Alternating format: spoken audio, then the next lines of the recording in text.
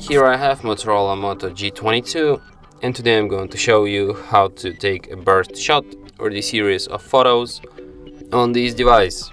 So firstly you have to open camera, then switch to the normal photo mode, and in this mode just hold down shutter button, and after that burst shot will start.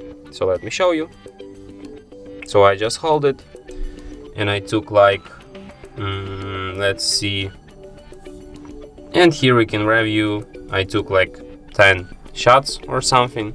You can't see a lot of movement on this shot, but you can see some movement, which is the proof that this is like really is the burst shot. So yeah, and that's it. Thanks for watching. If you find this tutorial useful, don't forget to hit that like button and subscribe to our channel.